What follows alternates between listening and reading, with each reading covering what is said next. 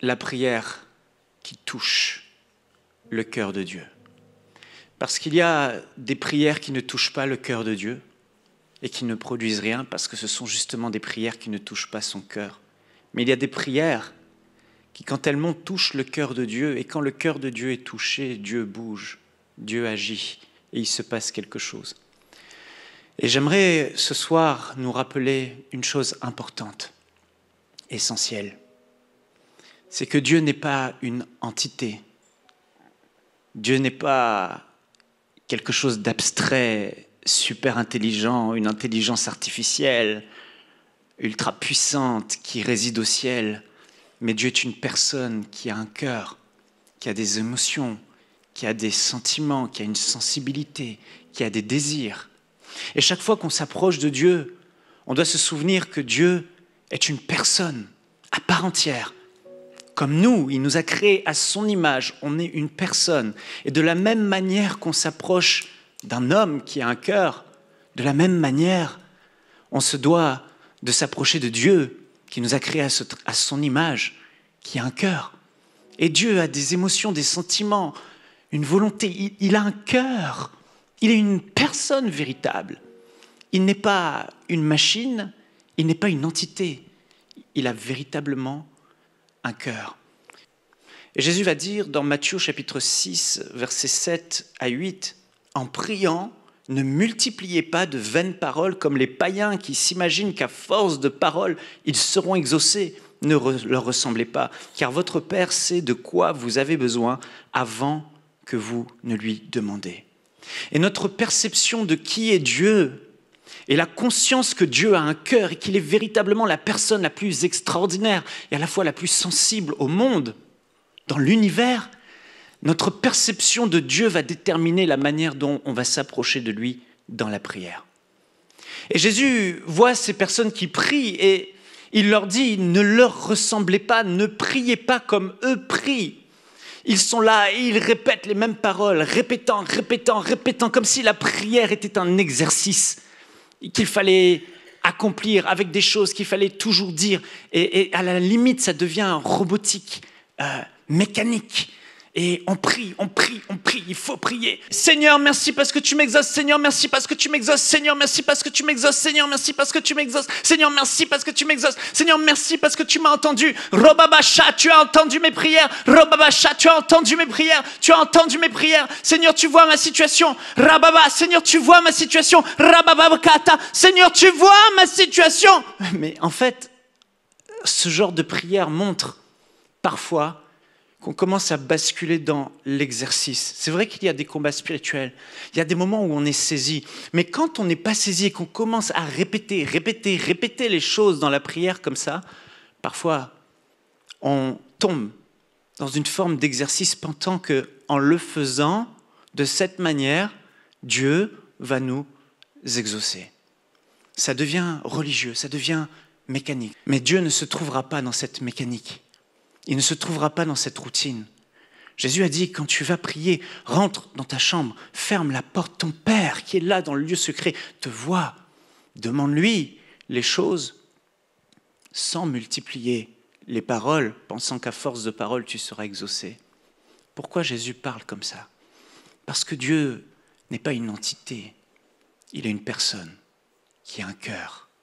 Et c'est en priant, on va le voir tout à l'heure, avec notre cœur, en rencontrant Dieu sur le terrain du cœur, que les choses vont commencer à bouger. Et voilà que des personnes qui peuvent prier pour le même sujet pendant longtemps, quand ils commencent à changer leur manière de prier, quitter la tête et aller sur le terrain du cœur, ils commencent à voir des résultats différents, une présence différente, une manifestation différente, parce que Dieu se révèle sur le terrain du cœur. Il n'est pas un distributeur. Amen. Dieu est comme nous, il nous a créés à son image. Et si je m'adresse à Dieu comme je m'adresse à un homme, c'est que j'ai compris que Dieu est véritablement une personne. Mais si je commence à m'adresser à lui comme si c'était, comme je vous l'ai dit, une machine, ça veut dire qu'il y a quelque chose qui ne va pas. Et je dois corriger le tir. Dieu a un cœur comme les hommes ont un cœur.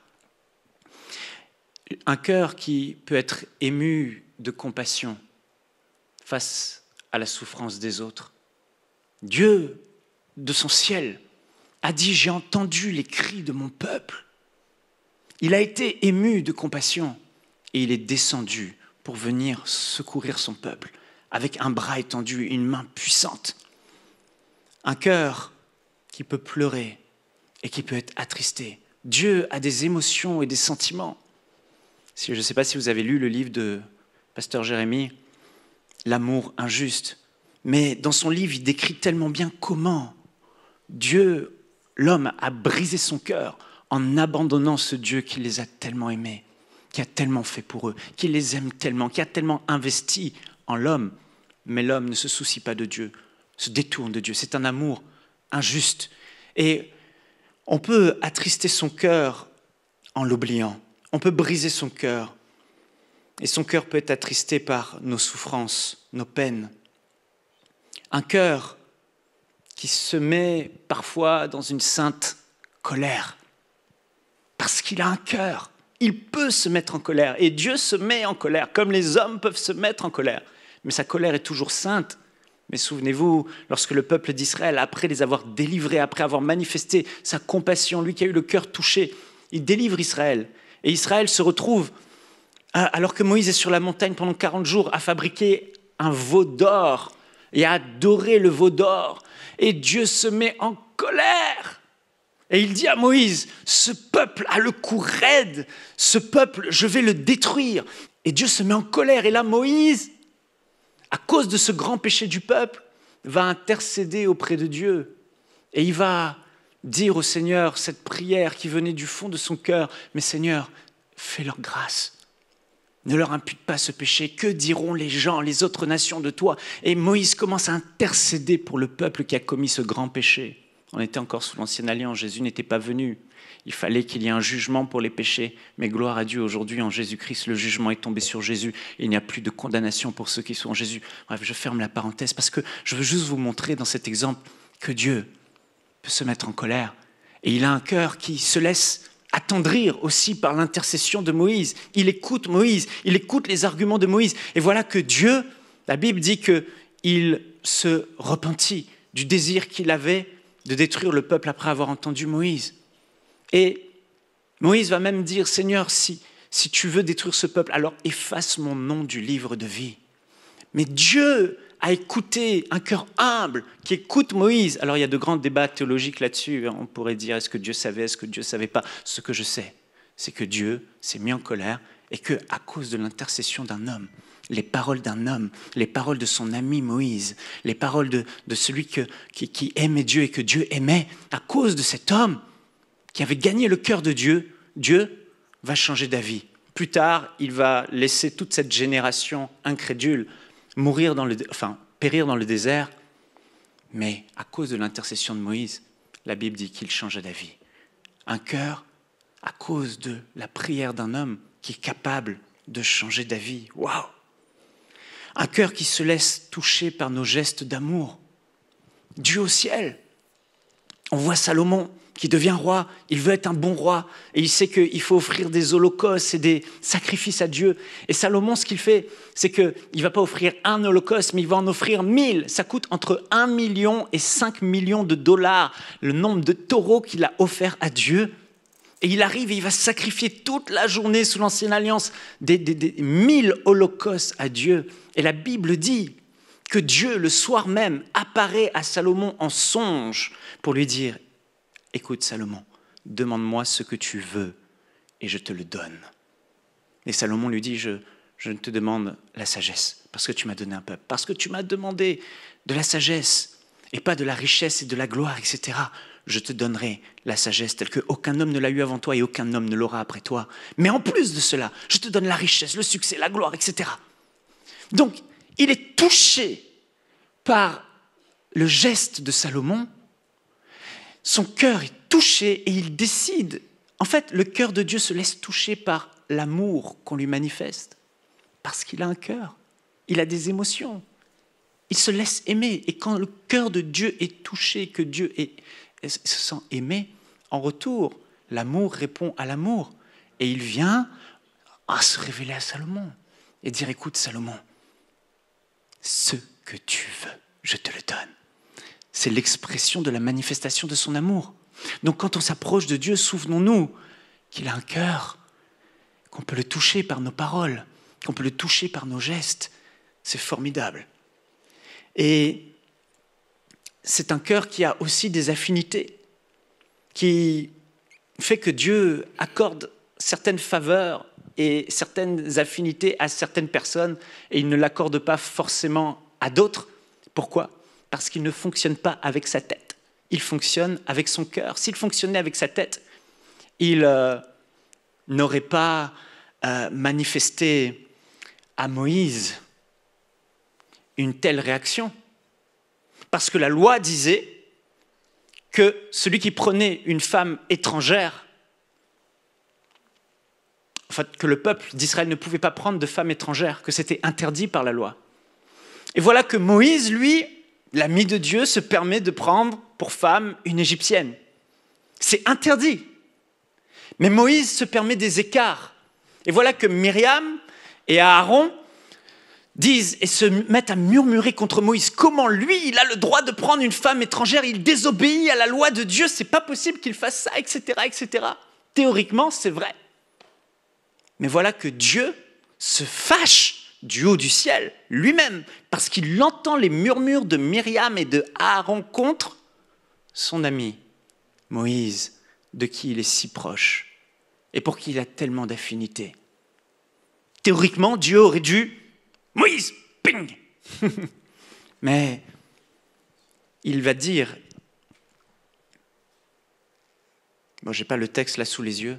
En gros, à Myriam et Aaron, il va dire, mais qui êtes-vous pour parler contre mon serviteur Moïse? Pourtant, ils ont raison selon la loi. Mais Dieu, parfois, et même souvent, décide de ne pas agir mathématiquement. Et c'est pour ça que je l'aime. Parce qu'il agit avec son cœur. Il agit comme son cœur le dicte.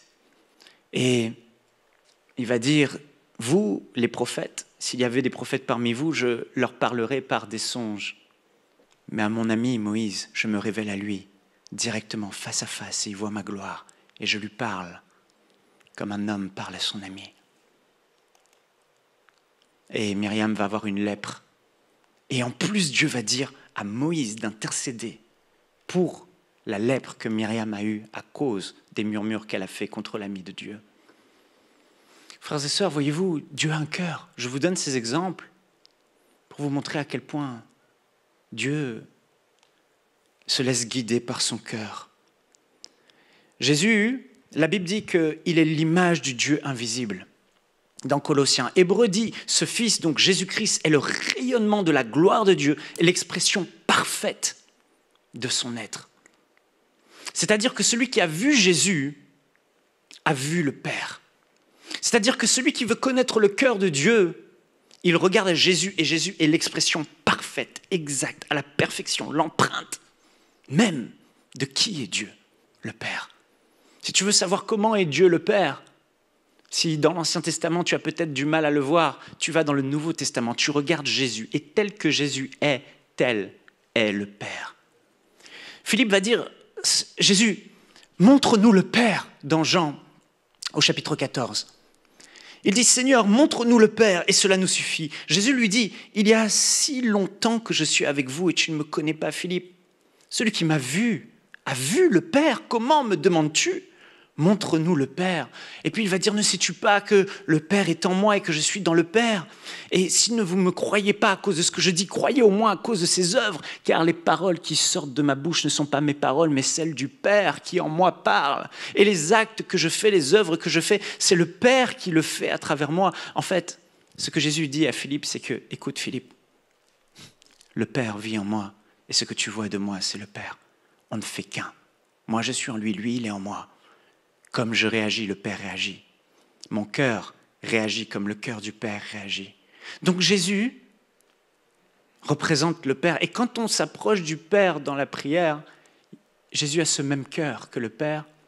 De la même manière qu'on s'adresserait à Jésus s'il était là physiquement, c'est de la même manière qu'on peut s'adresser au Père parce qu'il partage le même cœur, les mêmes émotions, les mêmes sentiments, la même volonté, les mêmes désirs, le même cœur. Alors, frères et sœurs, nous devons revenir à cette conscience que la prière n'est pas un exercice religieux où il faut, mais la prière est une rencontre du cœur de l'homme avec le cœur de son Dieu. Un cœur si sensible, un cœur qui peut être attendri, un cœur qui peut être touché. Jésus donc représente le Père et on voit là encore Jésus faire des exceptions où il ne fonctionne pas avec sa tête, mais il fonctionne avec son cœur. Lorsqu'il a vécu la grande expérience de la transfiguration sur la montagne, un moment intime, un moment où il va y avoir la voix des prophètes qui ont été avant et qui ne sont plus, un moment où la voix du Père va se faire entendre dans la nuée et il va dire « Celui-ci est mon fils, faites tout ce qu'il vous dira ». Et dans ce moment-là, le visage de Jésus est transfiguré, brillant d'un éclat parce qu'il était face à la gloire de son Père. Dieu était là dans cette nuée. Et il va laisser tous les autres disciples en bas de la montagne. Et il va en prendre juste 3 avec lui. Les 12 ont payé le prix. Les 12 ont tout quitté. Mais il n'en prend que 3. Que 3. Les 3 plus intimes. Les 3 plus proches. Les 3 à qui il veut partager ce moment de gloire et pas les autres. S'il y avait des syndicats, ils se seraient levés. Je pense qu'ils se sont levés. Hey, c'est pas juste Jésus. Pourquoi? Pas nous aussi. Nous aussi, on a quitté. Nous aussi, on a laissé nos femmes, nos enfants, nos maisons. Nous aussi, on voulait être sur la montagne. Non, juste Pierre, Jacques et Jean. Et quand le moment de désarroi dans Gethsémani, Jésus est là et il est accablé, attristé parce qu'il est face à la mort et il va à la croix et que c'est un moment difficile pour lui, dans le plus grand moment de détresse de sa vie sur terre, Jésus va aller prier, mais il prend avec lui 3 de ses amis. Les autres, vous restez là-bas. Pierre, Jacques et Jean. On voit encore que Jésus fonctionne avec son cœur et pas avec sa tête. Parce qu'il y a des choses qu'on ne peut pas partager à tout le monde. Il va dire à ses disciples, je ne vous appelle plus mes serviteurs, mais je vous appelle mes amis. Parce qu'un serviteur ne sait pas ce que va faire son maître. Mais un ami, lui, le maître se confie à son ami et lui dit ce qu'il va faire. Lui montre sa vulnérabilité, lui montre ses secrets, lui montre ses choses. Et il a partagé des choses à ses amis, les disciples. Mais parmi ses amis, il y avait les amis encore plus intimes qui ont eu part. Et on voit ce Dieu qui fonctionne avec son cœur.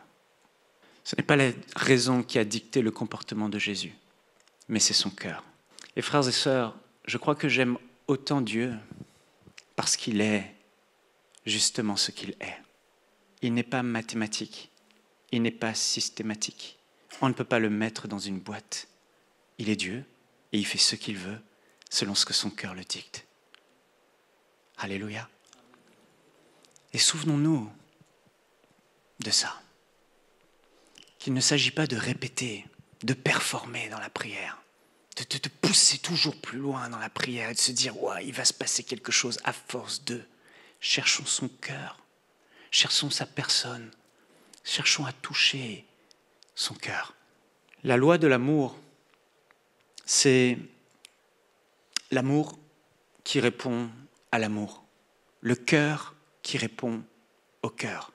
Et Dieu va fonctionner avec la loi de l'amour. Si tu vas dans la prière avec ton cœur toucher Dieu, lui, parce que tu lui manifesteras ton amour et que tu as touché son cœur par ta manière de t'approcher de lui, par ce que tu lui as dit, par les mots qui sont sortis de ta bouche et de ton cœur, lui, en échange, il va venir, il va se révéler à toi et il va répondre à cet amour par son amour. Il va répondre à ton désir d'intimité par son intimité. Et tu passeras du stade où tu n'es plus un serviteur, mais tu deviens aussi un ami de Dieu. Ce n'est plus toi uniquement qui fais monter des choses vers Dieu, mais c'est Dieu qui vient et qui te révèle ses secrets, qui te révèle son cœur, qui te partage ses fardeaux, qui te dit, voilà, Mon cœur bat pour les âmes perdues de cette région. Je cherche des hommes, mais je n'en trouve pas. Acceptes-tu, toi, de venir partager un peu de mon fardeau? Mon cœur est lourd et brisé. Est-ce que tu veux? Oui, Seigneur, je veux.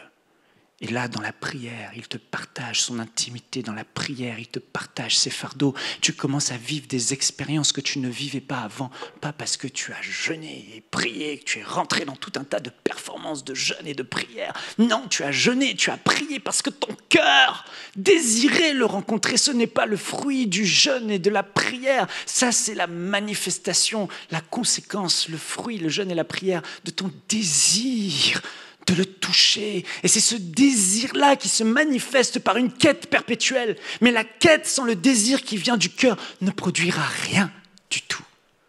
Parce que Dieu ne se trouve pas dans la raison, ni dans la tête, ni dans les performances, mais il se trouvera au niveau de notre cœur. Et puisque Jésus était comme le Père, il faut qu'on voit comment Jésus avait son cœur touché pour voir comment le cœur du Père peut être aussi touché. Alors, les 3 ingrédients de la prière qui touchent le cœur de Dieu. Le premier ingrédient, c'est la prière qui vient du cœur. J'en ai parlé. Mais c'est essentiel, frères et sœurs. Et si vous vous sentez un petit peu concernés, et je pense qu'on est un peu tous concernés parce qu'on a tous des moments où on retombe dans un moment de la prière où on oublie ce cœur de Dieu, justement, on se doit aujourd'hui de corriger notre manière de prier. Les plus grands exaucements de prière que j'ai eus, je vous le dis, c'était des moments, et je pense que ceux qui ont vécu des grands moments avec Dieu pourront le dire, c'était des moments où mon cœur était touché dans la prière et où je me suis adressé à Dieu comme je m'adresse réellement à une personne. Des moments parfois où c'est dans de chuchotements, où les plus grands miracles sont venus.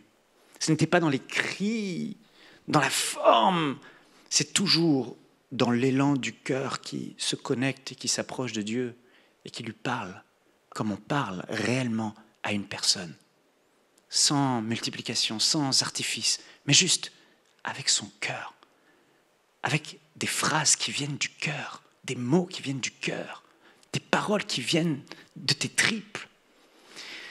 La prière du cœur, c'est ce que la Bible appelle la prière fervente. C'est pas la forme. La forme est la manifestation de la ferveur qu'il y a dans le cœur. Mais une forme, sans cette ferveur qui vient du cœur, ne produira rien. Beaucoup ne voient pas les exaucements de leur prière parce que justement ils prient avec leur tête, mais ils ne prient pas avec le cœur. Et on va lire ensemble dans Marc au chapitre 1 et au verset 40. Il est dit, un lépreux vint à lui et se jetant à genoux, et souvenez-vous, Jésus est l'image parfaite du Père. Ce qui touche Jésus touche le Père. Ce qui rejoint le cœur de Jésus rejoint le cœur du Père. Et là, il y a un lépreux.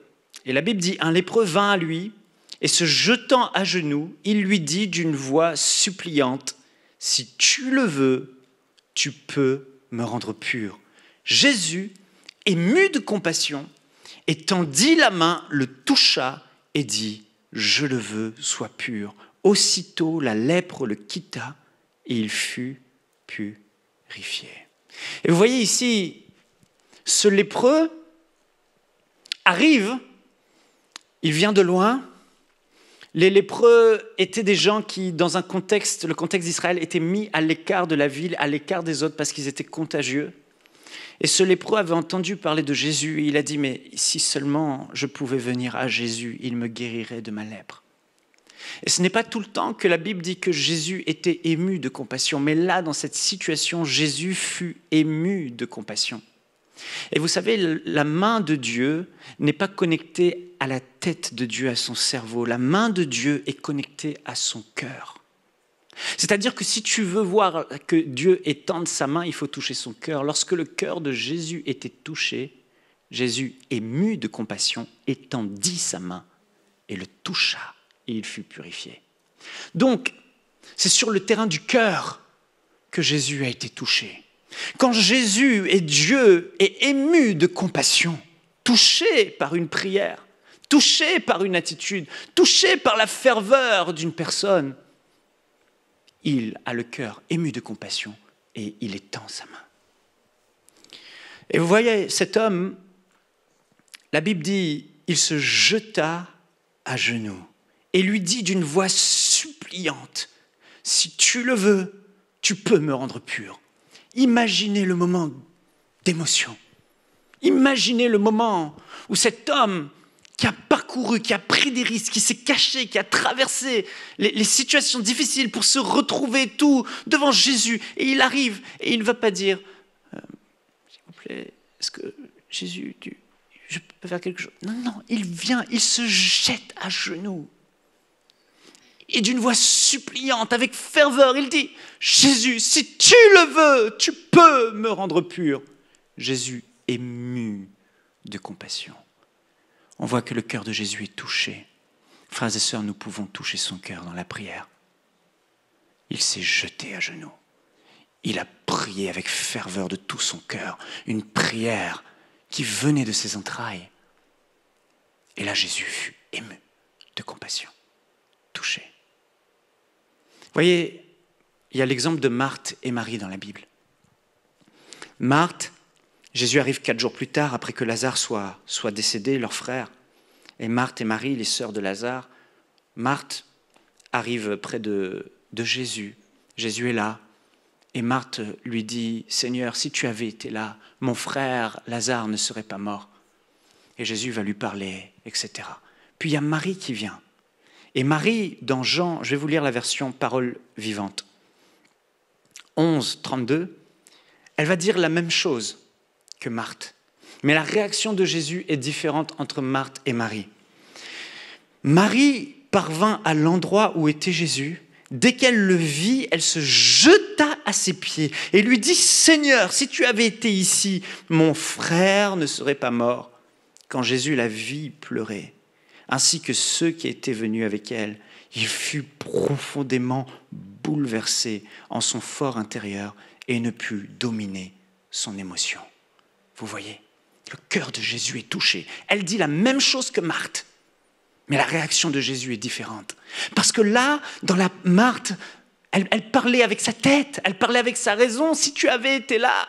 Mais Marie, elle parle, elle prie avec son cœur, elle se jette à genoux. C'est un élan qui vient du cœur, c'est une prière fervente. Elle déchire son cœur devant Jésus. Et Jésus est ébranlé, le texte dit, il fut profondément bouleversé en son fort intérieur et ne put dominer son émotion.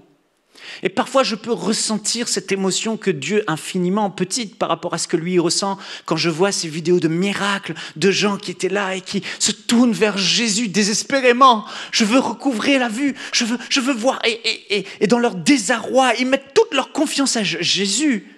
Et ils pleurent, et ils crient à Dieu, ils s'attendent à Dieu. Mais avec cette prière qui vient du cœur, elle me touche aussi. Jésus voit ce qu'il y a à l'intérieur du cœur. L'homme regarde aux apparences, aux belles prières, aux belles choses, à ce qui frappe la vue. Mais lui, Dieu, il regarde au cœur. Et quand il trouve dans notre cœur cette ferveur, cette prière qui vient des entrailles, cette prière qui est mêlée d'un saint désespoir, cette prière qui jaillit de là et non de là, il est ému de compassion. Et quand il est ému de compassion, c'est extraordinaire. Un jour, un homme qui s'appelle Curry Blake, je ne sais pas si vous connaissez, il a repris le ministère de John Gillek. Et Curry Blake, un jour, est allé en Sicile et il faisait une réunion dans une église de guérison. Et il y avait un homme en Sicile, il avait reçu une balle dans la tête et il était dans le coma. Et les frères ont dit à Curry Blake, s'il te plaît, viens prier à l'hôpital pour cet homme. Donc Curry Blake va à l'hôpital, il rentre dans la chambre, il va prier pour l'homme. Alors c'est les soins intensifs, donc il est le seul à pouvoir rentrer. Les autres regardent par la petite lucarne de la fenêtre, comme ça. Qu'est-ce qui va se passer? Est-ce que notre ami qu'on aime va revenir à la vie? Et Curry Blake, il arrive, il prie pour l'homme, il ressort, et puis ils disent « Alors, est-ce que Dieu t'a parlé? Est-ce qu'il va vivre ?» Et Curry Blake lui dit « Oui, il va vivre. »« Qu'est-ce que Dieu t'a dit? Comment tu peux en être sûr ?» Il m'a dit « Vous imposerez les mains aux malades et les malades seront guéris. J'ai imposé les mains, il va être guéri. Ça ne peut échouer, Dieu l'a promis. » Et il me l'a dit. « Non, mais qu'est-ce qu'il t'a dit? Je vous le dis, il m'a dit « Vous imposerez les mains aux malades et les malades seront guéris. » Alors il rigole quand il raconte son histoire parce que le Saint-Esprit lui rappelait simplement la parole de Dieu et c'était un réma pour lui. Et le lendemain, il demande des nouvelles du frère et puis là, il y a tout un tas de gens qui arrivent en larmes à l'église, qui pleurent parce que le frère est mort. Il est mort dans la nuit, il est décédé. Alors que Blake avait vu beaucoup de résurrections de morts, beaucoup de malades être guéris. Et là, il est sorti, il a mis stop à son programme, il allait faire une marche et il a dit ceci à Dieu. « Seigneur, je ne vais pas retourner pour prier pour le mort, mais tu es Dieu. Tu m'as appelé. Et si tu ne le guéris pas, jamais plus je ne te servirai. Parce que tu es un Dieu véritable. Tu ne mens pas. Alors ressuscite cet homme d'entre les morts. Sinon, je ne prêcherai pas et je ne prêcherai plus jamais de ma vie. » Il est retourné, l'homme est revenu à la vie. Alléluia. Vous voyez, frères et sœurs, c'est ce genre de prière qu'on fait qui ne vient pas de la tête, mais qui vient des profondeurs de notre être. Il y a un cri qui jaillit. C'est pas possible. Tu pries avec ferveur, tu pries de tout ton cœur. C'est pas là. Bon, cette fois-ci, ça n'a pas marché. Non, il y a un élan. René Howard Brown, un homme de réveil que Dieu utilise encore beaucoup aujourd'hui et qui a amené beaucoup de réveil. Il priait pour les malades, mais il savait qu'il y avait plus du toucher de Dieu, de l'onction de Dieu. Et puis, un soir, il n'en pouvait tellement plus qu'il y a une prière qui a jailli de son cœur et qui a touché le cœur de Dieu. La prière de Curry Blake a touché le cœur de Dieu. Dieu n'a même pas tardé. Donc, ressuscité d'entre les morts à la morgue, l'homme est revenu à la vie. Et Curry Blake, il voulait voir plus de Dieu. Et il a fait cette prière. À un moment donné, il n'en pouvait plus. Cette prière qui vient du cœur.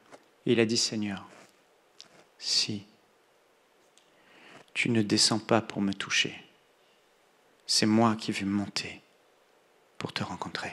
Si ce n'est pas toi qui descends, c'est moi qui monte. Et à cause de cette prière-là, quand il l'a dit, la gloire de Dieu est tombée sur lui. Et tous les gens pour qui il priait étaient visités. Il disait, c'est comme si mes bouts de phalange tombaient de mes doigts à chaque fois que j'étendais ma main pour prier pour les gens. Une prière qui a fait la différence, une prière qui a touché le cœur de Dieu. Et je pourrais vous parler de Osborne, je pourrais vous parler des autres. Il y a un moment donné où c'est notre cœur qui doit parler, frères et sœurs. Il y a un moment donné où il faut arrêter de faire des exercices, mais commencer juste à faire une balade et à parler. L'un des frères que Jérémie aime beaucoup, c'est le frère Alain Audercé. Et il dit chaque fois que Alain Audercé vient, il y a une présence, il y a quelque chose qui émane de cet homme. Pourquoi? Parce que quand lui il parle, il va dans la forêt et il parle avec Dieu. Il discute avec Dieu. Il ne rentre pas dans tout un tas de choses compliquées. Et on sent le cœur à cœur, on sent l'intimité, on sent la prière qui s'adresse réellement à une personne qui a un cœur et pas à une entité divine, suprême. Vous voyez ce que je veux dire? C'est vrai que Dieu est tout-puissant, c'est vrai qu'il est grand, mais n'oublions pas, il a un cœur.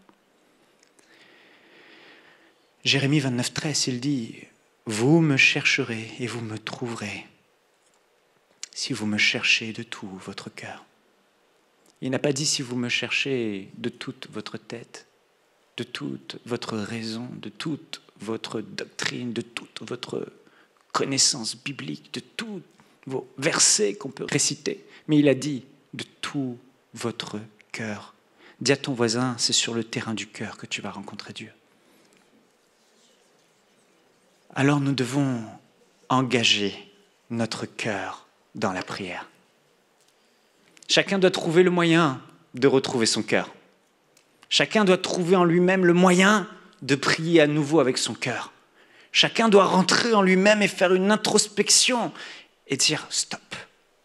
Là, je ne veux plus continuer comme je continue.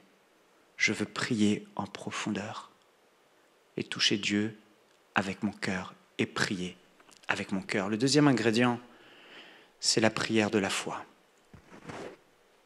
Cet homme qui s'est jeté, le lépreux, aux pieds de Jésus, a fait un long trajet.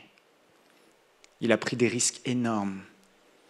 Et sa démonstration de foi s'est vue dans le trajet qu'il a parcouru pour arriver jusqu'à Jésus.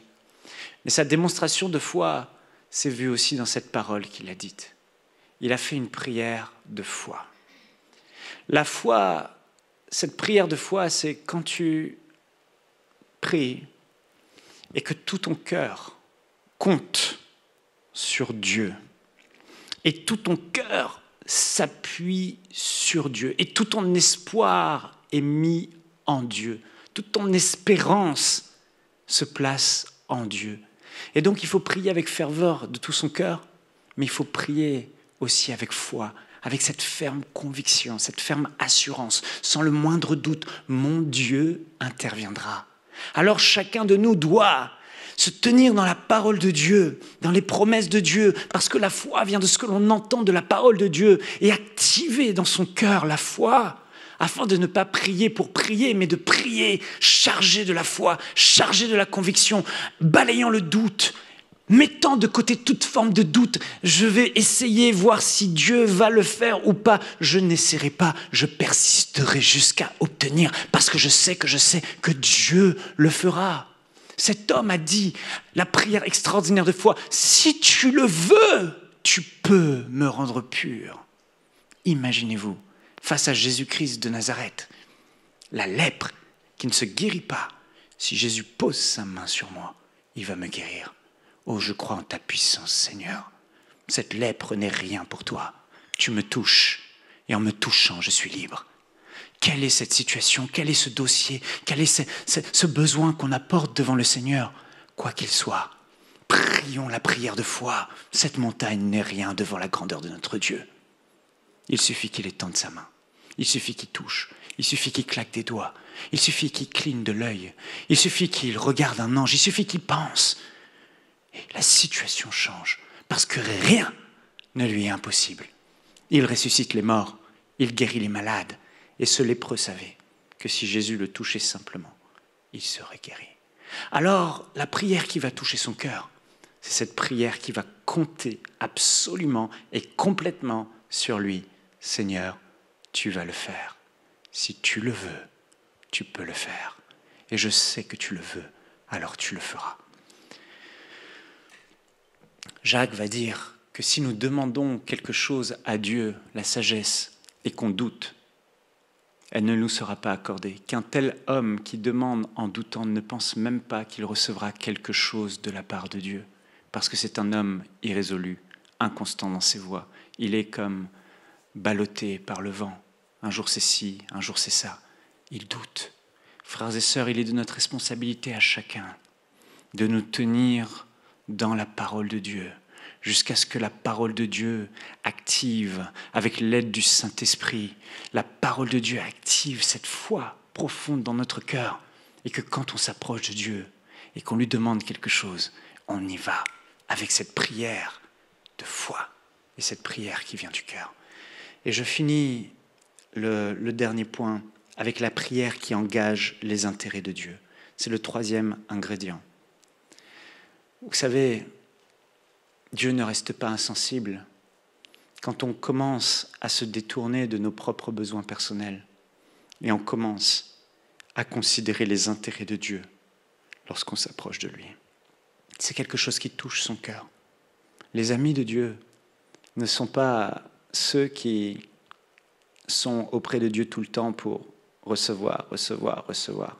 Les amis de Dieu sont auprès de Dieu pour dire « Seigneur, le fardeau de ton cœur est mon fardeau. Tes intérêts sont mes intérêts. Tes désirs sont mes désirs. Je ne vis pas pour moi, je vis pour toi. Je ne désire pas des choses pour moi, je désire pour toi. » Et lui, Dieu, quand on a ce genre d'attitude, il fait comme Salomon, il fait comme avec les disciples. Il dit toujours la même chose. Recherchez le royaume de Dieu, c'est-à-dire le règne de Dieu, les intérêts de Dieu, et sa justice, c'est-à-dire une vie droite devant Dieu, cherchez à lui obéir. Cherchez les intérêts de Dieu, et toutes ces choses dont vous avez besoin, elles vous en seront données par-dessus. Donc, Quand on s'approche de Dieu dans la prière, il y a la prière fervente qui vient du cœur. Il y a la prière de foi où on met notre confiance en Dieu et on croit sans douter qu'il va le faire et qu'il va nous exaucer. Et il y a cette prière qui est détournée de nos ambitions personnelles uniquement, mais aussi tournée vers les intérêts de Dieu. Anne, cette femme, elle priait régulièrement pour avoir un fils. Elle allait dans ce temple, là où il y avait le sacrificateur Élie, et elle priait. Elle était persécutée par Pénina, qui lui disait la persécuter parce qu'elle était stérile. Et cette femme, Anne, un jour, justement, elle est allée faire la prière qui avait ces 3 ingrédients. La prière qui vient du cœur. La Bible dit qu'elle priait avec ferveur dans 1 Samuel 1,10. Il est dit, amèrement affligée, Anne pria l'Éternel et versa des pleurs. Vous voyez? Elle prie avec ses tripes, avec ses larmes, avec son cœur, avec ses émotions, pas avec son cerveau et pas avec sa tête. Elle s'engage, ça vient du profond de son être. Elle versa des pleurs. Elle fit ce vœu en disant, Éternel des armées, si tu veux bien regarder l'affliction de ta servante, si tu te souviens de moi et n'oublie pas ta servante, et si tu donnes à ta servante un fils, je le consacrerai à l'Éternel pour tous les jours de sa vie, et le rasoir ne passera pas sur sa tête. Et à cause de cette prière, Dieu a eu le cœur touché et Dieu est intervenu et Dieu lui a donné un fils du nom de Samuel qui est devenu un grand prophète et qui a oint le roi David.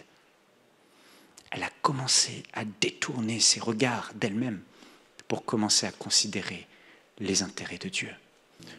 La bonne nouvelle, c'est qu'il y a un moyen par excellence d'arriver à prier avec son cœur et engager son cœur, de prier avec foi, sans douter, et de prier sous l'inspiration des intérêts de Dieu, de son royaume. C'est le Saint-Esprit, notre associé. Jésus l'a appelé le Paraklétos. Paraklétos, ça veut dire consolateur. Ça veut dire associé. Ça veut dire partenaire. Le Seigneur a quitté la terre et il a dit à ses disciples, « Il vous est avantageux que je m'en aille, parce que si je ne m'en vais pas, le consolateur ne viendra pas. Mais si je m'en vais, je vous enverrai quelqu'un, le Paraklétos. Il sera votre consolateur, celui qui va vous consoler de mon départ. Avant, c'est moi qui vous disais tout, où aller, quoi faire, je pourvoyais à tous vos besoins, je vous guidais dans la vérité, je vous enseignais, je vous disais tout. Mais voilà, le temps est venu où je dois partir vers le Père. Après avoir scellé par mon sang la nouvelle alliance, je monterai là-haut. Et je recevrai du Père l'Esprit promis, et je vous l'enverrai. Et quand il sera venu, il convaincra le monde de péché, de justice et de jugement.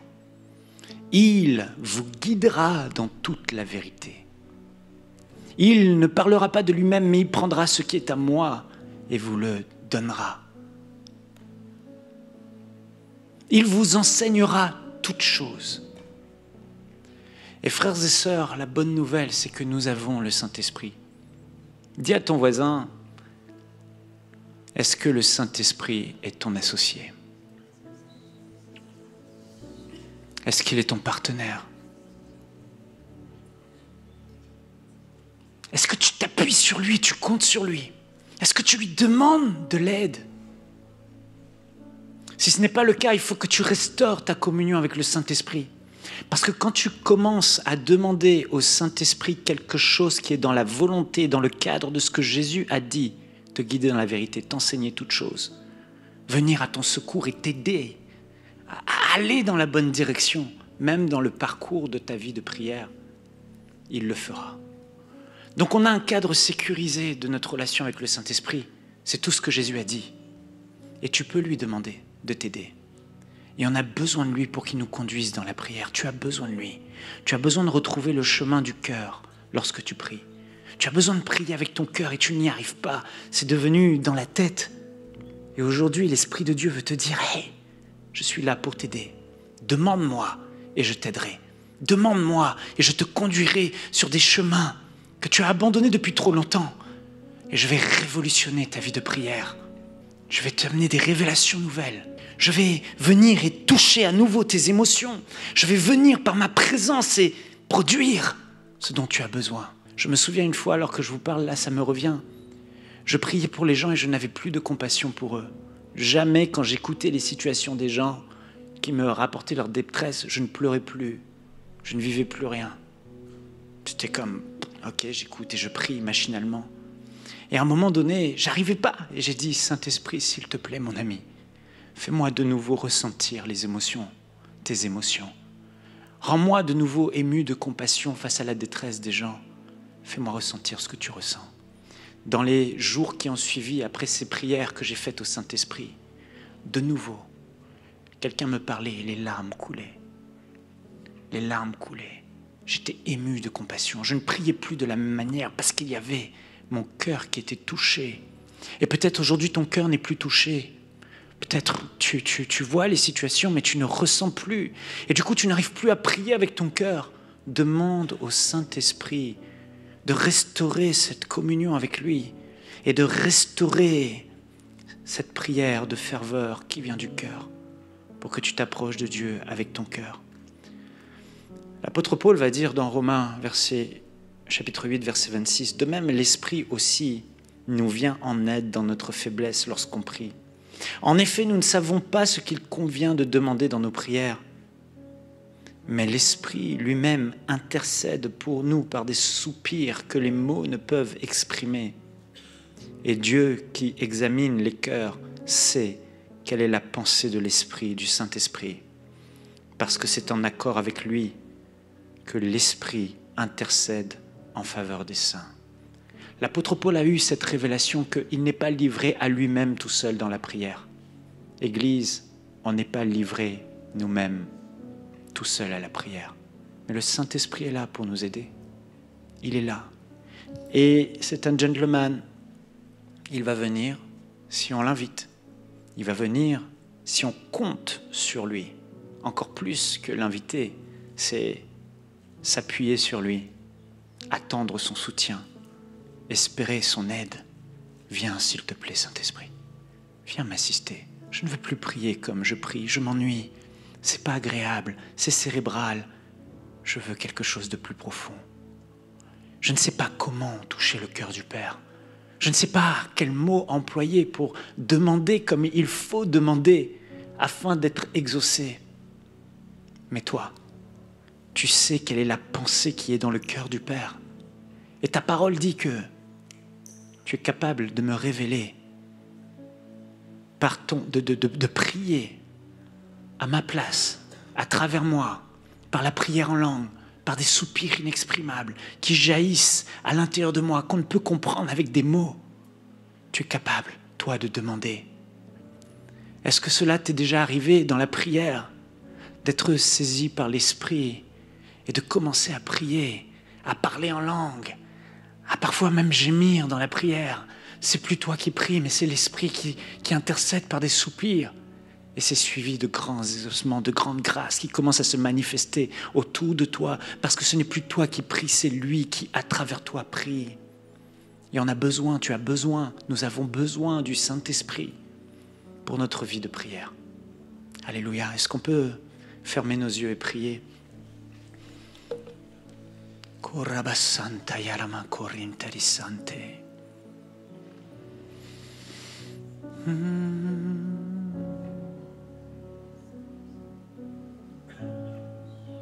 Seigneur,